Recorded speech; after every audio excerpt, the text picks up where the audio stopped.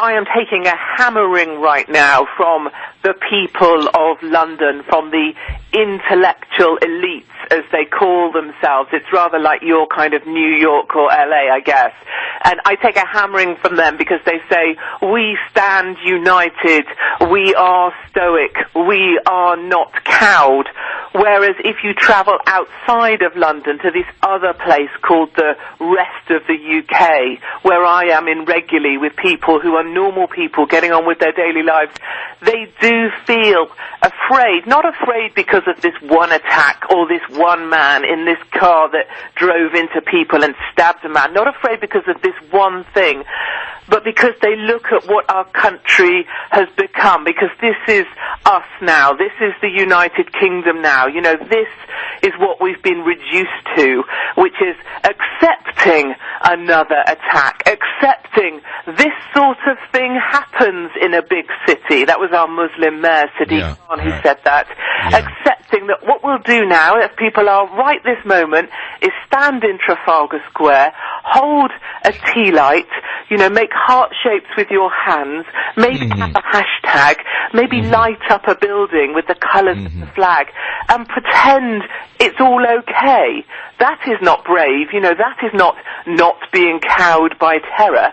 That's failing to see the danger in our midst that nobody's doing anything about. And the rest of the UK can see it, but our establishment, our media, the liberal ruling elite in London just won't acknowledge it. And I believe they won't acknowledge it because to admit the state that we've fallen into would be to admit everything they believed is wrong. You know, multiculturalism doesn't work. Multiculturalism means we all die together.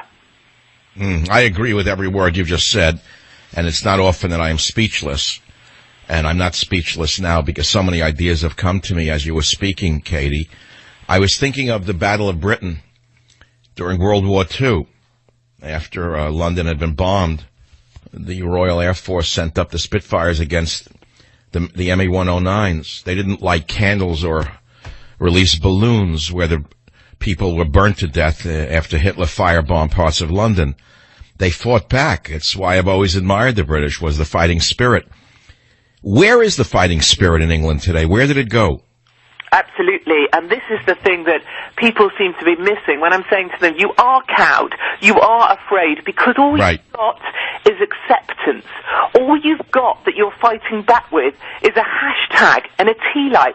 All you've got to fight back with is, ooh, but the far right are equally scary, or, ooh, there's worse things happening in Germany, or, ooh, Brussels is just as bad. That is not fighting back. People say to me, look, Katie, you know, we will stand strong against this. London is better than this. We survived the Blitz. We survived the IRA. But you know what? We were fighting for something then. We were defending ourselves then. We sent brave men and women out to fight for a cause then. And all we have now is a Muslim mayor saying, these sorts of things happen in a big city. We are united. And I tell you, that is as far from the truth as it could possibly be. I have never known a more divided kingdom, and I also have never known London to be more divided. It is basically a city of ghettos. There is the Somali quarter, the Afghani quarter, who don't speak to the Eritrean quarter, who don't speak to the Syrian, and that's very, you know, well demarked. Those sort of communities are demarked by strong lines that exist. That is the truth of London, and that's the truth that for some reason our media are not willing to acknowledge, very much like Sweden, in fact.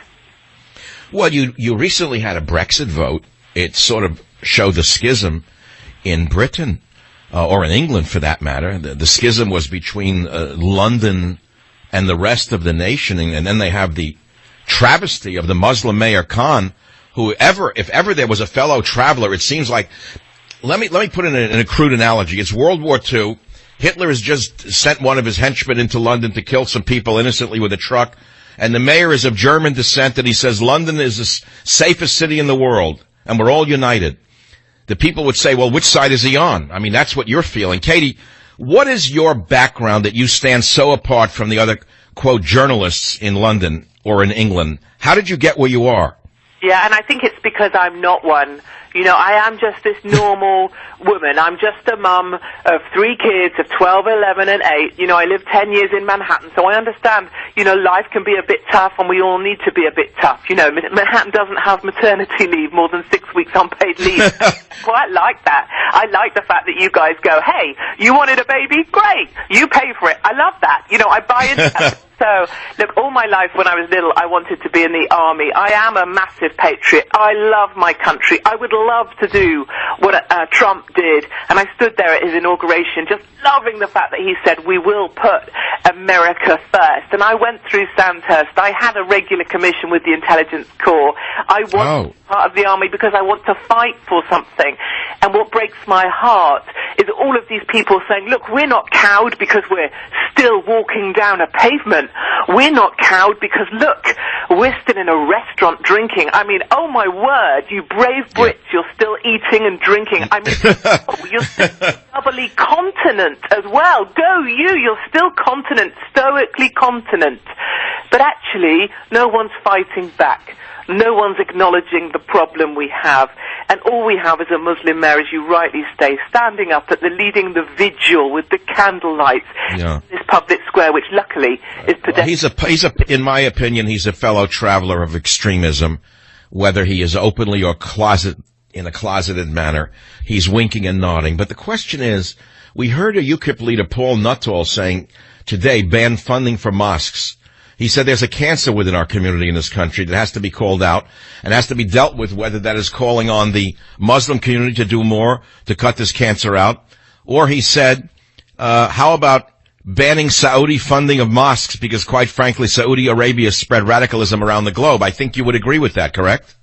I think, yeah, absolutely, and I see that at my university, actually, a local university here, that is a lot of funding on that campus now. This is true of many of our British universities, comes from the Saudis, and as a result, campuses now are not friendly to the Jewish communities, and Jews are being forced out of university campuses and other thinking because there's such a wide sort of spread prevalence of Islamic thinking, Islamic thought, which is indeed backed by funding from Saudi sources. That's in our universities with our young people, and I believe people are also being brainwashed in our schools and colleges to be anti-Trump. You know, many teachers teach in schools that Trump equals hate, and they think they have a right to teach that. You know, it concerns me. I think our Muslim mayor of Londonistan, as many of us know, is, you know, his greatest kind of validation is that his father was the son of a bus driver. And, you know, have we heard that once? We've heard it 40,000 times. So yes, United Kingdom is not united, and we certainly, when people say we will not be cowed, that's because the bravery bar has now been set at walking down the pavement or crossing a bridge. And if that's brave, it's to wonder what sort of your country is in. All right, well, I've asked my audience today on this program, what would you recommend to be done to reduce Islamo-fascist terror in the West? And we've been talking about that. And also, by the way, we're speaking with a great writer, Katie Hopkins, UK Daily Mail, on Twitter at KT Hopkins. You're impassioned, you're patriotic, you are what England needs right now, and you're not alone. You represent the English people, the very force of England that voted to remove themselves from the emerging Soviet Euro state and to leave the EU are the people you seem to write for, Katie, and what do they think needs to be done to save their nation before it's too late? Let's make a bigger picture. I have people who are very smart, smarter than I, who said they can't be saved. It's too late. The breeding level, the reproduction level, the encouragement of breeding amongst the immigrant classes, and the lack of children amongst the British themselves means that in 20 years or less, they will be slaves to the invaders. Is that too dire a picture? I don't think it is too dire a picture, and if it were only I saying it, I would say, well, you know, be a bit sceptical, because obviously I'm biased because I'm a massive Brexiteer. I stand with the 52. I am proud of the people who want to try to get back to a Britain they used to know. But when I hear Erdogan in Turkey saying, we are at war, this is a war between the crescent and the cross, and that was only last week he was saying that, I tend tend to think that's right, and I can only see a full-scale civil war at some point breaking out. I think the real sadness is not that we are the cross against the crescent, but actually we are kind of bent down on one knee. We're so busy trying to be tolerant that we're a doormat now, a country that's a doormat to be trodden on, a joke, really, to these other countries that take us over, and it's only funny to those who wish us harm, many celebrating the attacks yesterday on Arabic social media channels.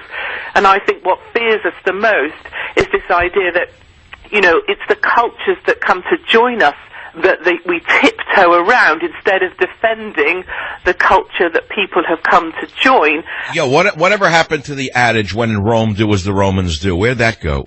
I don't know, and it's one of my big questions, maybe a question for your good listeners as well, is why is it, if Islam is so great, why do Muslims always want to come to Christian countries? That's a question I haven't managed to find an answer to. Well, there's better welfare and an easier society to dominate. I think it's quite simple.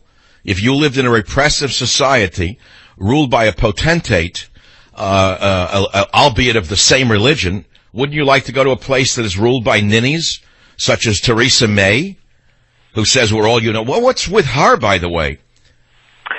It's so disappointing. It's really disappointing for people like me, the 52, the Brexiteers, the people that were championing Trump because we hoped America would be able to break free, and America has. And I can only tell you, there are so many Brits here who aspired to be like the Americans who said, no, we will not be called deplorables, no, we will not be told we cannot win, no, we will stand and we will put Americans first, and we will have American jobs for American people. God only knows I wish Trump had come out of the door of number 10 last night, because that's the messaging I would want it to have heard, not that we will not be cowed, that we stand united, and as proof of that we're all going to manage to turn up to work tomorrow and somehow still be confident. Yeah, right. That's not... Well, as I said on the show, after a terrorist attack, what I want to hear is the buzzing in the middle of the night. That is really the roar of B-2 bombers coming out of McClellan Air Force Base on the way to the training camps, because we damn well know that everyone in the military and intelligence knows where these people come from, and they could obliterate them virtually with the press of a button. I'm so sick of this. I know that you probably have to go. You're a kindred spirit. I don't know if you know this. I'm the only member of the American media banned from entering Britain. Are you aware of that? I do know that, and I can only apologize, and I can only... No, I didn't think anyone even remembered that. That's my badge of courage here, is I'm not allowed to enter a nation that I happen to still love, despite the fact that it's been invaded by a virus like this. Can you stay with us a few minutes after the break, Katie, or you have to run along? No, I can stay with you, hon. You see that? She loves me, as do my listeners. At least on the radio. She's a married woman, as am I.